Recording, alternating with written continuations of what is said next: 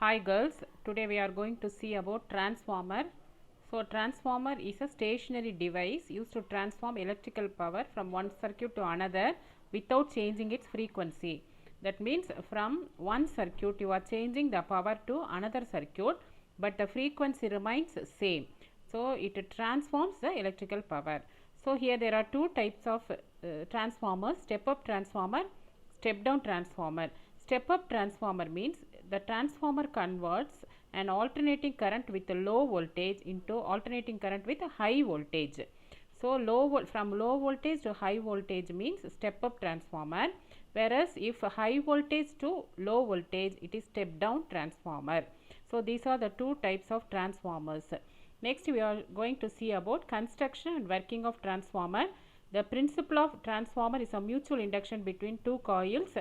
Two coils means here we are taking primary coil and the secondary coil, and they are mutually induced. So it is the principle is mutual induction between two coils. When you see this diagram you can understand, and this is the left hand side the coil is called primary, whereas in the right hand side secondary coil, and all the current voltage, the primary current, primary voltage, in the right hand side secondary current and secondary voltage, and it is wound over a transformer core. Around the core it is wounded, and it is laminated. The transformer core is usually laminated. Laminated means it is cut into small slices so that you can avoid eddy currents. So this is the construction of transformer. And so here there are two coils of high mutual inductance wound over the same transformer core that I have shown you.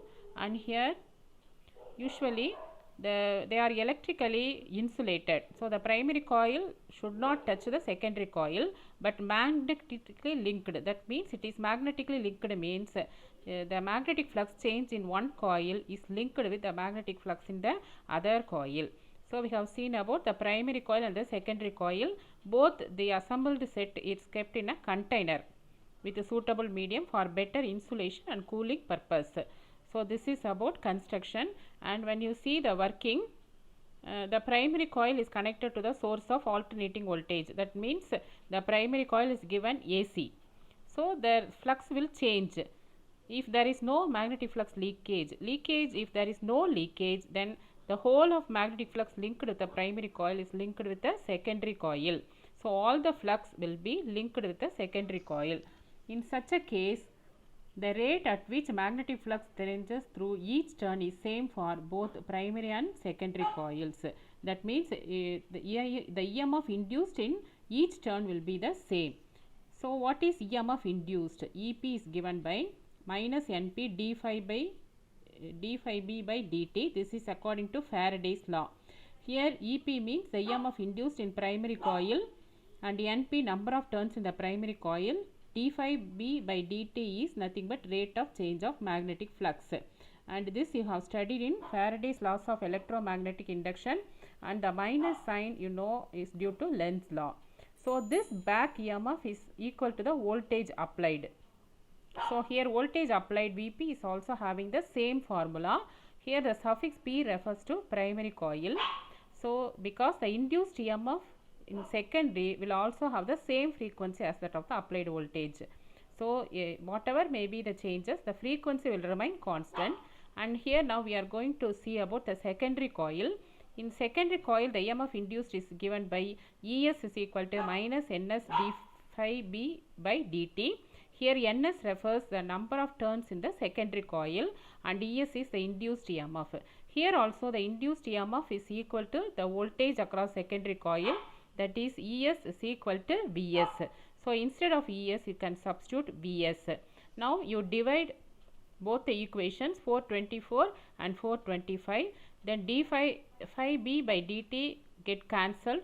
So Vs by Vp is equal to Ns by Np. It is taken to be as K, where this K is known as voltage transformation ratio. And for an ideal transformer, what is ideal transformer? Ideal transformer means the power given is fully converted into output power. So the input power Vp Ip is almost equal to the output power Vs Is. Here the primary is usually taken to be as input and the secondary is usually taken to be as output. And you know power formula, power is a voltage into current, so that is applied here. So here Vs by Vp is equal to Ns by Np, which is equal to Ip by Is, because from this equation Ip by Is is equal to Vp by Vs. So instead of Vs by Vp, you can substitute Ip by Is. So this is equated to K, where K is transformation constant. And here there are two cases, possible cases. If Ns is greater than Np, that is number of turns in the secondary coil is more, that means according to this equation, if Ns is more, K is greater than 1. That means Vs is greater than Vp, whereas Is is greater than Ip. You remember one thing, if voltage increase, current will decrease. That is the actual fact take place. And suppose if Ns is less than Np, number of turns in the second is less than Np, automatically according to this equation K will be less than 1, then Vs is less than Vp and Is is greater than Ip, and this is step down transformer because the voltage decreases, the output voltage decreases, whereas here this case this is step up transformer, here the output voltage increases. So these are the two types of transformers where they depend upon the number of windings. And when you see the efficiency of a transformer, it is given by the ratio of the useful output power to the input power, that is eta is given by the formula output power by input power into 100%. You know power is the product of current and voltage. Usually the range is 96 to 99% the efficiency, but there are some losses, so the efficiency will always not equal to 100%. There will be some losses. Next we are going to see about energy losses in a transformer. So in a transformer the 100% efficiency is not possible because of some losses. There are three main losses. First we are going to see about core loss or iron loss. The core loss or iron loss, they mainly consist of hysteresis loss and eddy current loss. These two losses come under this topic, hysteresis loss and eddy current loss. What is hysteresis loss? We are completely magnetizing and demagnetizing the transformer core, because positive half cycle and negative half cycle of AC, that is given as input of the transformer. So the transformer core is alternately magnetized and demagnetized. Because of that hysteresis takes place, and the loss due to this hysteresis is called as hysteresis loss. And for every loss there is a correction for that. So hysteresis loss can be minimized by using steel of high silicon content. So silicon content will reduce the hysteresis loss. And the next is eddy current loss, because alternating magnetic flux will produce eddy current, and because of that there will be a large number of heat is produced, and a large quantity of heat is produced, that can be minimized by using very thin laminations of transformer core. Thin lamination means the transformer core is cut into thin slices, so that current loss can be minimized. Next, copper loss. You know the transformer windings are having electrical resistance, and because of this resistance the energy is dissipated due to Joule heating, because you know H is equal to I square RT, and so this can be minimized by using wires of larger diameter. So if you use larger diameter wire, the resistance will be less, and so that the energy can be minimized, that is energy loss can be minimized. Next, flux leakage. Leakage means the flux leakage happens when the magnetic lines of primary coil are not completely linked with the secondary coil. So there will be some leakage when the flux passes from the primary coil to the secondary coil. This can be minimized by winding coils one over the other. So you have to bind first one coil and another coil is wound over the other, so that you can minimize these coils, minimize the loss. So these are the three types of losses in transformer, and you can minimize by using suitable materials, and you can avoid the energy loss. Next we are going to see about advantages of AC in long distance power transmission. Long distance power transmission means in one place we are generating power, and that is transmitted through a very long distance, and AC can be easily transmitted than DC, because AC has some advantages over DC in that case. and we shall see how that take place. And the power stations are classified based on the type of fuel used as thermal, hydroelectric and nuclear power stations. These are the three types of power stations, and most of these stations were at some other place, and the power that is generated should be transmitted over long distances.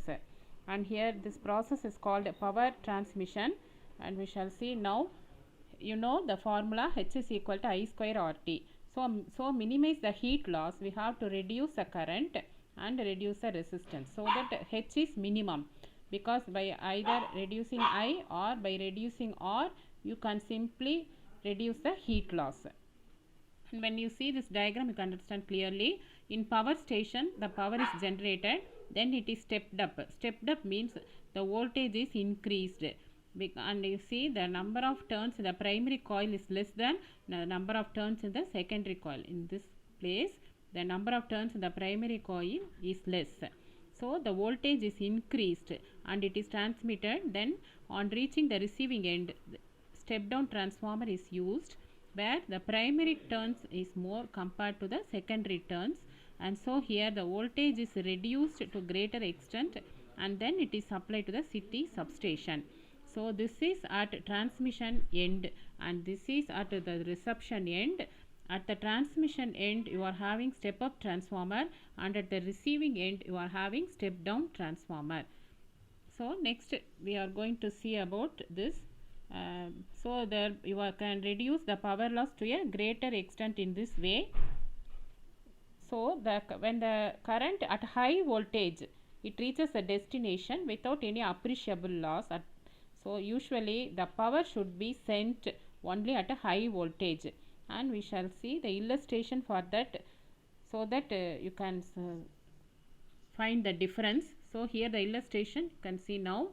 2 milliwatt is transmitted and the resistance 40 ohm, and one is at lower voltage 10 kilovolt and the other is at a higher voltage 100 kilovolt, and we shall compare the power loss in these two cases. And according to case 1, power is 2 milliwatt and R 40 ohm and the voltage is 10 kilovolt, and here the second case only the voltage differs, the voltage is 100 kilovolt. We shall see how the loss is calculated in both the cases. So here current I, you know, P by V. P by V means 2 into 10 power 6 by 10 into 10 power 3, that can substitute. The current is 200 ampere. Now what is power loss now? Power loss is I square R. You can leave T, the time. So when you calculate, you will get 1.6 into 10 power 6 watt.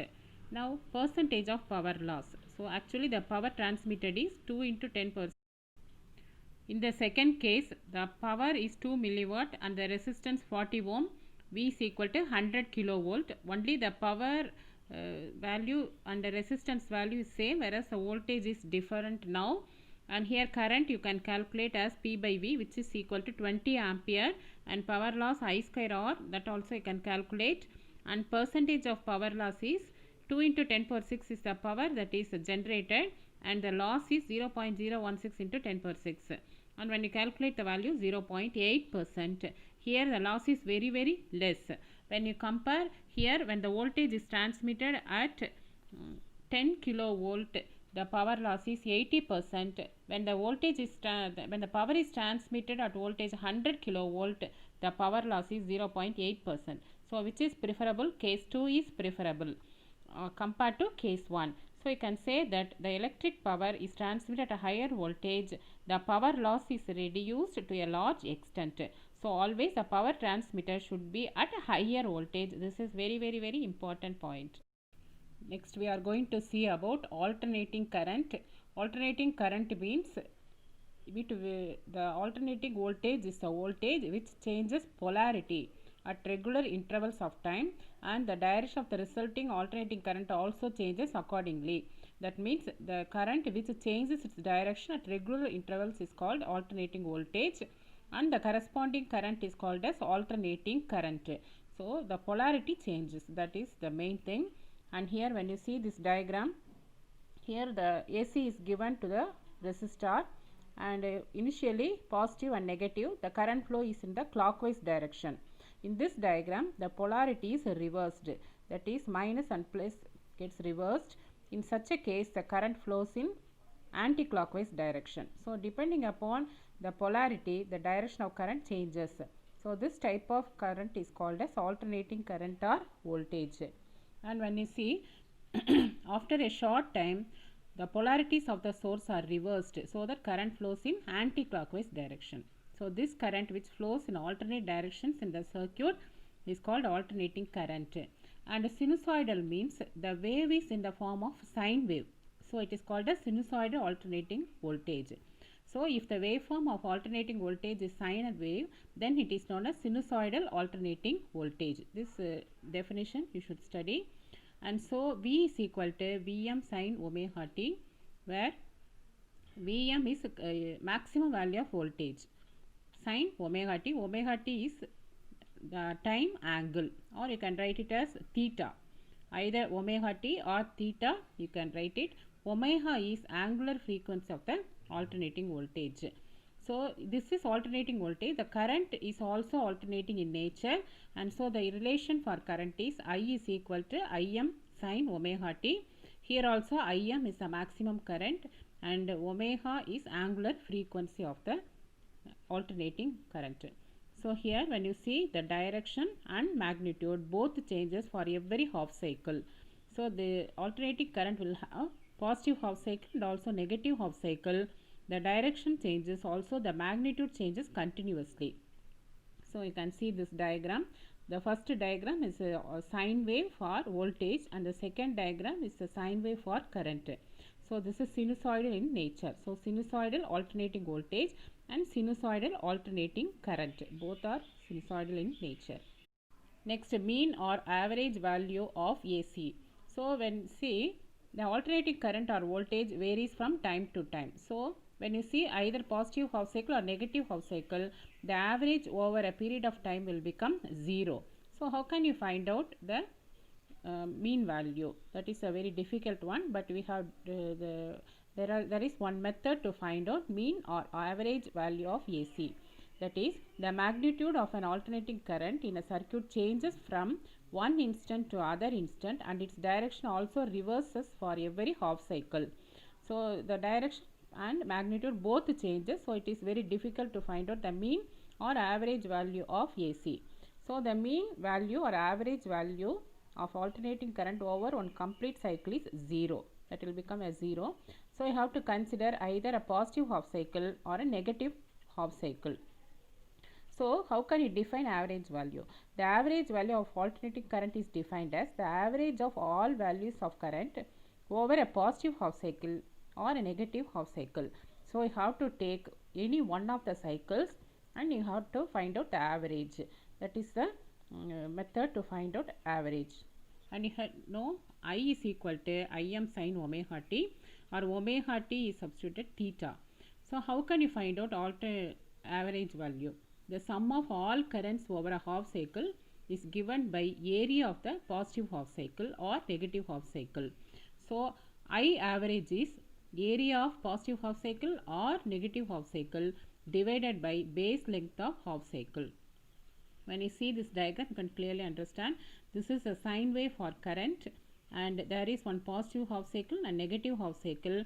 You take for a particular angle d theta, and for this I is the mid origin, that is I is the midpoint for that curve, and you take that small strip, and for small strip you find out and then you integrate for the whole positive half cycle. So here let I be the mid ordinate of that strip, and here area is I d theta. So how can you find out for an entire half cycle? Integral 0 to pi I d theta, where I is a mid ordinate and d theta is the small portion we have considered. Here the limits are from 0 to pi, because for positive half cycle the value starts from 0 and ends in pi. So this is positive half cycle and the value varies from 0 to pi. So you got to substitute the limit as 0 to pi, and already you know I is equal to Im sin theta. When you integrate sin theta, you will get minus cos theta.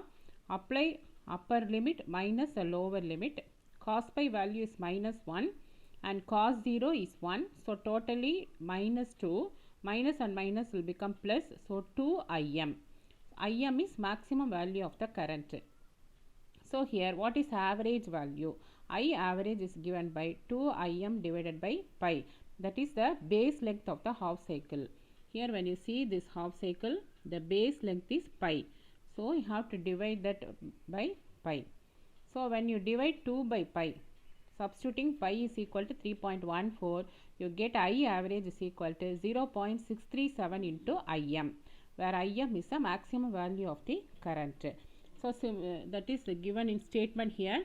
The average value of AC is 0.637 times the maximum value Im of the alternating current. For negative half cycle also you will get the same equation, but you get minus sign for negative half cycle. So that's all girls for mean average value of AC. Hope you understand this portion.